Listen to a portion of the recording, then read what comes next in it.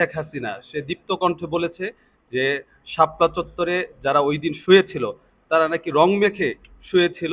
এই ব্যাপারে আপনার কোনো বক্তব্য আছে? শেখ হাসিনা তৎকালীন যেই কথা বলেছেন যে হাফাজ কোনো শহীদ হয় মারা যায় নাই, রক্ত বেগে রং বেশি হয়েছিল, এটা মিথ্যা, বানোয়াট, ভিত্তিহীন। তার অনেক মিথ্যার বলার অভ্যাস সে আছে, তারা আছে, এর মধ্যে এটাও মিথ্যা তার এটা। এবং এই মিথ্যা প্রমাণিত হয়েছে।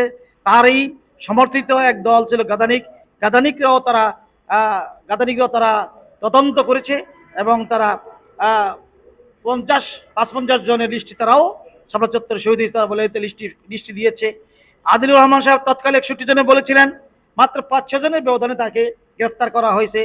এখন তো প্রমাণিত হয়ে গেছে এবং বিগত অন্তর্বর্তী সরকার এবং পরীক্ষা নিরীক্ষা করে ডকুমেন্টের সাথে 58 জনকে শহীদ পরিবারে অনুদান দিয়েছেন। যেটা বাস্তব হয়েছে, শেখ হাসিনার কথাটা ভ্রান্ত ছিল, মিথ্যা ছিল। এই ব্যাপারে তার কি শাস্তি হতে পারে? তার শাস্তি, মিথ্যার শাস্তি তো আছেই। মিথ্যার শাস্তির সাথে সাথে যে এই গণহত্যা চালিয়েছে, এই গণহত্যার তার দৃষ্টান্তমূলক শাস্তি কামনা করছি, দাবি করছি আমরা সরকারের কাছে। আর পাশাপাশি যে যেই এই কর্মকর্তা এই কথা বলেছিল, পাশাপাশি নিঃশকনা মাহফিলে যেই কর্মকর্তা বলেছিলেন, আমরা সাথে সাথেই যারা আয়োজক তাদের কাছে প্রতিবাদ করেছি এবং আমরা তখনও প্রতিবাদ আমরা করেছি। এটাও তার ভিত্তিহীন। যেখানে প্রধানমন্ত্রী মিথ্যা বলে, তার কর্মকর্তা মিথ্যা বলা, হয়তো স্বাভাবিক ব্যাপার।